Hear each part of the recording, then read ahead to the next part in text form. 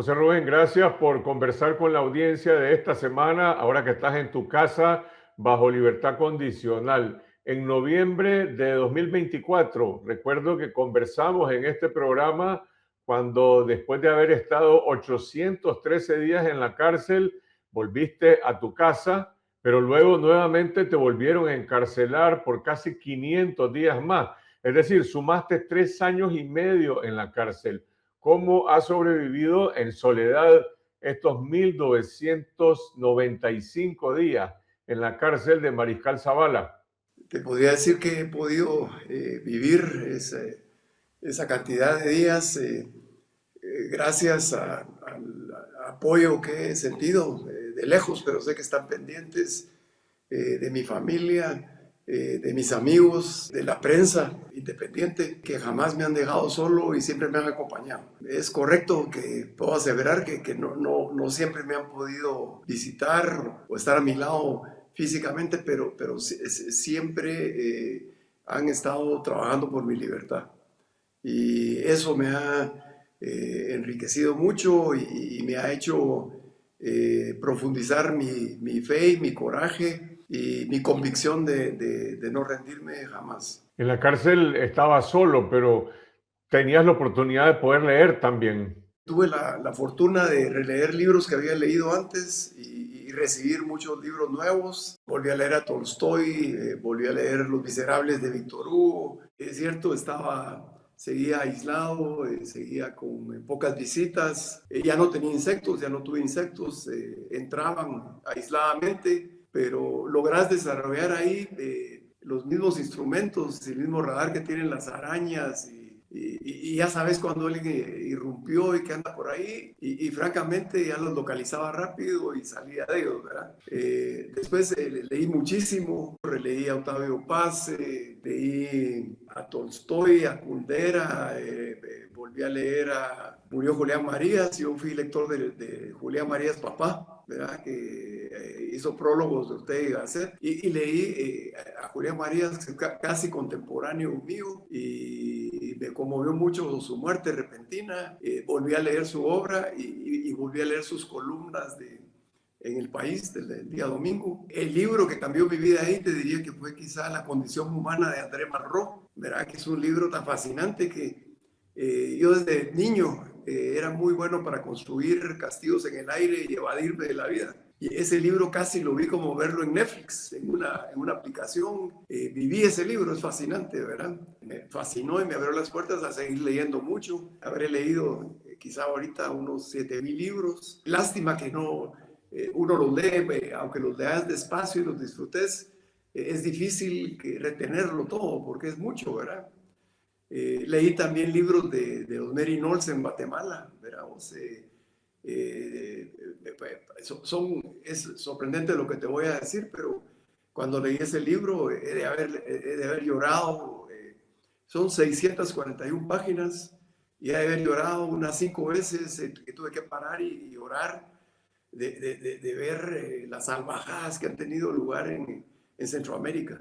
¿Verdad? Es espantoso el simple hecho de ser indígena. Leíste ¿Verdad? las memorias de mi padre, Estirpe Sangrienta, en la cárcel, que te logré llevar en un encuentro en Mariscal Zavala. La lectura del libro de tu querido papá y admirado papá fue vital, ¿verdad? Porque yo sentía que estaba en el infierno y que ningún ser humano había experimentado y sufrido lo que yo estaba sufriendo. Cuando leí el libro de tu papá, como le he dicho a mucha gente, sentí que lo mío era un viaje turístico por Disneyland, ¿verdad?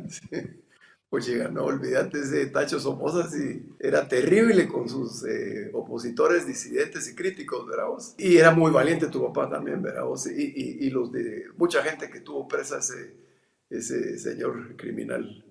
Te robaron el periódico, tu diario, estando preso, pero parece que no te confiscaron el sentido del humor. Es complicado porque mis hijos sufren mucho. Ellos cooperan en hacer agenda de entrevistas. Ellos son los que tienen las relaciones. Yo sigo siendo, yo soy análogo, no soy digital. Entonces ellos me ayudan, pero sufren cuando me están entrevistando porque piensan que puedo decir cualquier barbaridad y generalmente me abren nuevas causas cuando digo cosas, pero me preguntan y respondo lo que pienso o lo que sé, ¿verdad vos? Y no queda de otra manera que responder con honestidad, ¿verdad? Pero la verdad te mete en problemas. El martes en el Ministerio Público apeló la decisión del juez que te otorgó arresto domiciliario. ¿Cuál es tu situación jurídica hoy? ¿Tenés alguna protección? ¿Y a qué atribuyes esta hazaña persecutoria del Ministerio Público? Hay diferentes factores. El primero es que estábamos haciendo ejercicio periodístico, sin embargo yo vi el medio siempre como un agente de cambio, que teníamos que tener la capacidad de entender las reglas de juego que existían en el país y tratar las que eran limitantes para el progreso, para el desarrollo, para el crecimiento, pues tratar de alterarlas. En alguna de esos esfuerzos forcé en el año 95. Hicimos una campaña muy fuerte. No había redes sociales, pero usábamos, en ese tiempo las redes sociales eran volantes, camisetas, stickers, anuncios en la radio, televisión, música bonita. Les tocamos las golondrinas y finalmente conseguimos 600,000 firmas y forzamos la renuncia del Congreso, 116 diputados y la Corte Suprema en pleno. Posteriormente, pues yo persuadí al presidente Berger, un presidente, digamos, de derecha, lo persuadí de que era indispensable la CICIAX en Guatemala antes de la campaña. Cuando ganó me dijo, bueno, ahora quisiera que me expliques qué es la mentada CICIAX. Entonces recuerdo que le llevé el proyecto, me dijo con honestidad, se lo voy a dar a los abogados de los muchachones, veramos, de los cabales, y que me iba a tener una respuesta pronto. Me mandó a llamar y me dijo, mira, ya lo revisaron, está en marcador amarillo, está subrayado, cosas que son vitales, que hay que limarle los dientes. Es demasiado poderosa esta CICIAX, hay que limarle los dientes. Entonces, la CICI es la CICIAX con los dientes limados, o sea, suavizada. Pero cuando el presidente ya estuvo de acuerdo, el vicepresidente Stein tuvo la responsabilidad y hizo un trabajo exitoso para lograr que Naciones Unidas apoyara y ejecutara ese proyecto en Guatemala. Entonces, también soy, de alguna manera, estoy pagando el que la CICIG haya aterrizado en el país y que haya roto, la mayoría de veces con aciertos, algunos desaciertos, que haya tenido el éxito que tuvo. Las deficiencias que tuvimos es que de las costumbres nacen las leyes en los diferentes países, pero en nuestro caso seguramente nuestra constitución y las leyes que de ella se derivan no son producto de nuestras costumbres, sino que entre nuestras costumbres y las leyes hay un abismo gigante, ¿verdad? Nuestras leyes eran como una utopía sublime, nuestra constitución y nuestras leyes, y nada que ver con la forma en que se lleva adelante la costumbre en Guatemala. Y eso generó un choque de trenes enorme y amalgamó los miedos que generó la Avenida de la CICIG, muchas resistencias, y a partir de 2015 hemos vivido el regresón del péndulo que fue aprovechado por el fascismo chapín para perseguir a toda la gente que no es de extrema derecha, y creo que parte de lo que he experimentado es eso. A lo largo de estos 3 años y medio en las audiencias judiciales, te absolvieron de presunto tráfico de influencia, te absolvieron del supuesto delito de chantaje y no pudieron probar el supuesto delito de lavado de activos.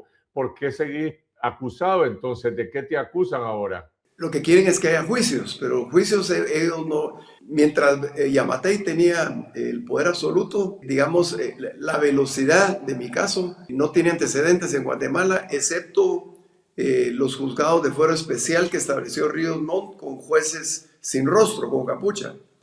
Pero cuando no logró las sentencias, entonces decidieron dejarme en un pantano, sin poderme mover. Fue muy interesante lo que dijo el juez. Estoy pagando una sentencia anticipada de delitos que jamás cometí. Y digamos, aunque no los cometí, el juez dijo, mire, este señor ya pagó la sentencia de los delitos que le atribuyeron y ni siquiera ha tenido juicio.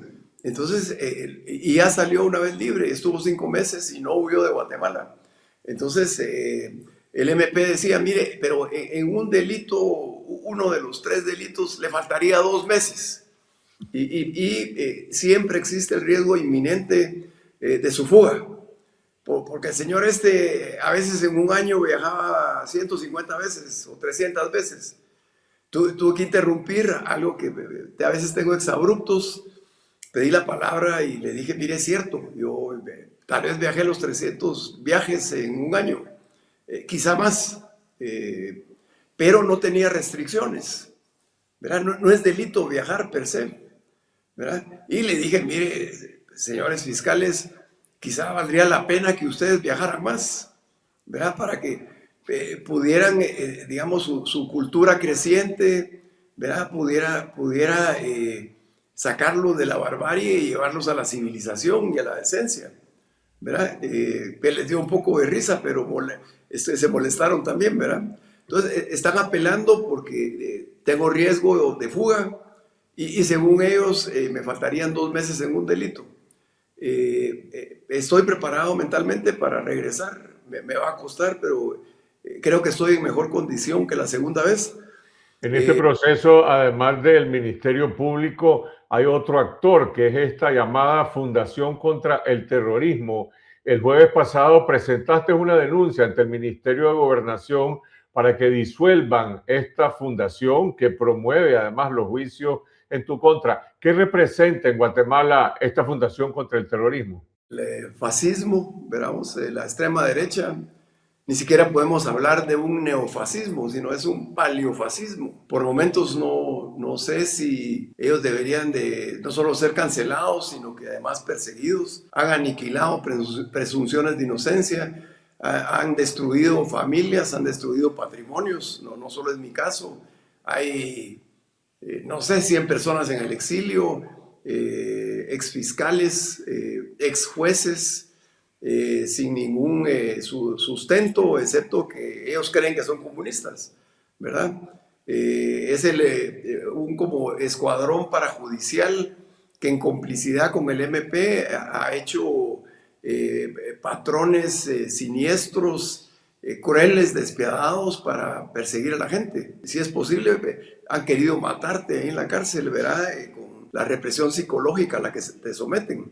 Sin embargo, yo soy optimista y creo que vamos a cancelarlos, ¿verdad?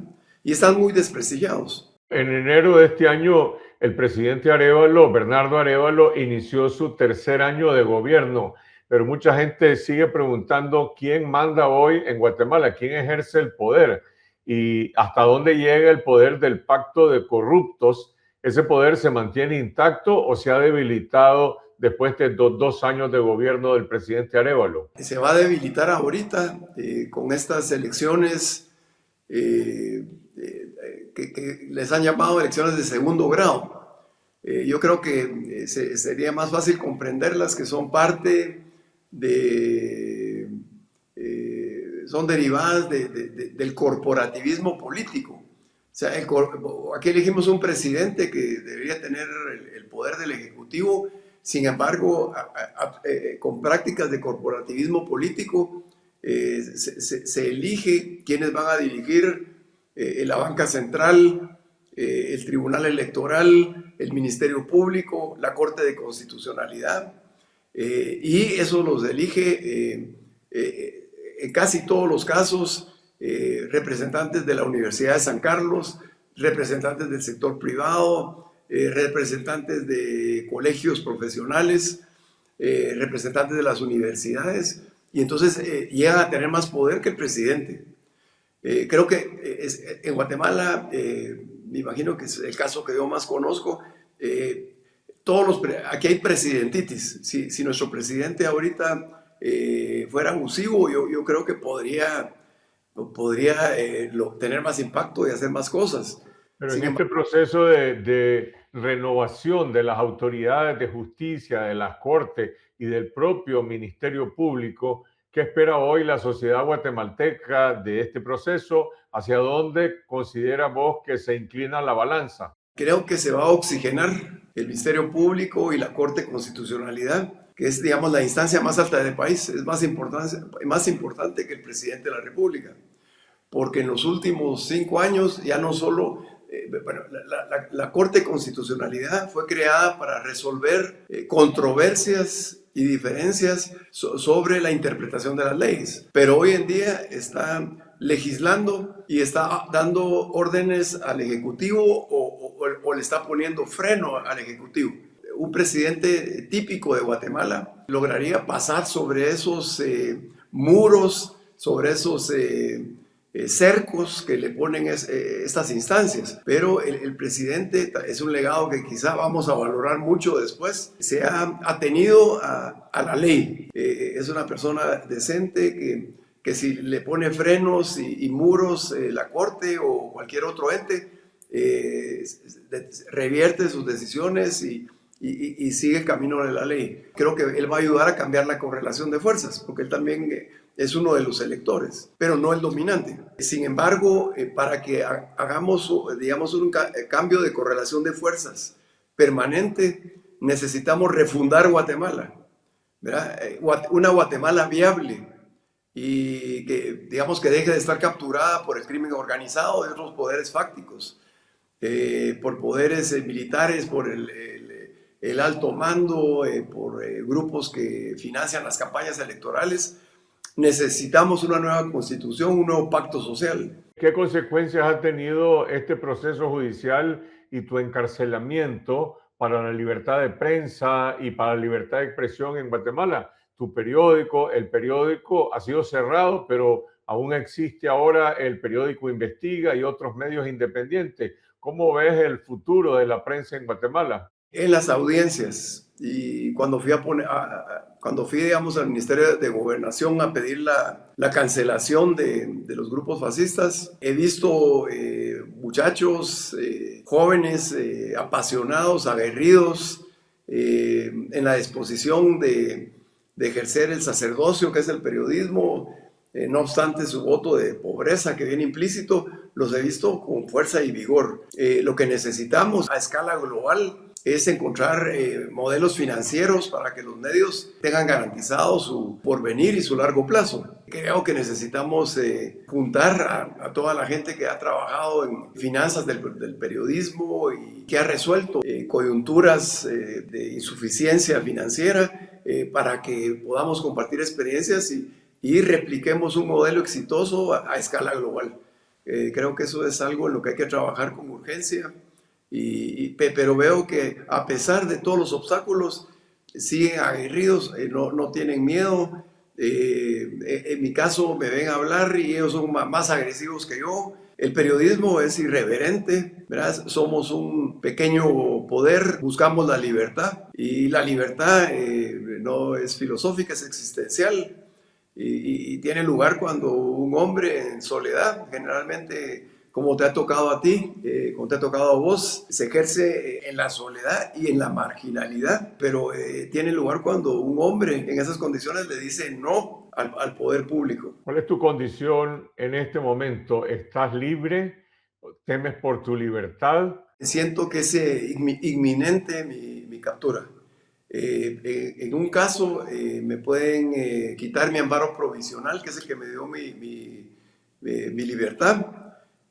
Tuve en 2 oportunidades, estando en la cárcel, el amparo definitivo, pero cuando te dan el amparo definitivo, tiene que dar se llama una ejecutoria de vida, la Corte Suprema. Nunca me la dieron. Cuando insistí con un tercer memorial, entonces la Corte Suprema, en el lugar de resolver, le ordenó a una sala, la más politizada, y lo que hicieron fue, les dieron 48 horas para que me dictaran mi libertad definitiva. Y estos señores extraviaron mi expediente. Sin expediente no puedes tener audiencias, ¿verdad? Entonces me quedé otra vez en el pantano. Veramos con el agua hasta aquí. En cualquier momento pueden dar amparo definitivo. Es muy complicado el mensaje que me mandaron. Los 6 magistrados titulares que me dieron el amparo provisional, ahora que van a dar el definitivo, 5 se inhibieron y se excusaron de seguir conociendo mi caso. Y en el otro caso, en el que me liberaron la semana pasada, ya apeló el Ministerio Público a esa misma sala, que es la sala tercera. En cualquier momento, hoy, mañana, el lunes, pueden decidir regresarme. ¿Cuál es tu futuro, José Rubén? ¿Te ves en el periodismo, en la política? Debo de salir de la situación, de este pantano legal. Creo que me puede tomar un par de años más. Y después es primera vez que siento que me quedan 10 años para vivirlos bien. Y hasta ahora mis hijos y mi familia, mi esposa, me han seguido sin preguntar. Esta vez creo que tiene que ser una decisión colectiva, ¿verdad? Llegó la hora en que tengo que consultar y que todos juntos decidamos, ¿verdad? Porque ya los he sacrificado mucho, han sufrido mucho. Mi esposa ha sido viuda 4 años. Sin embargo, si logro salir, espero que sus problemas legales en Guatemala queden atrás, ¿verdad? Eso sí lo espero en 30 días y podernos verlos y poder discutir. Es complicado, ¿verdad? Pero tenemos que discutirlo.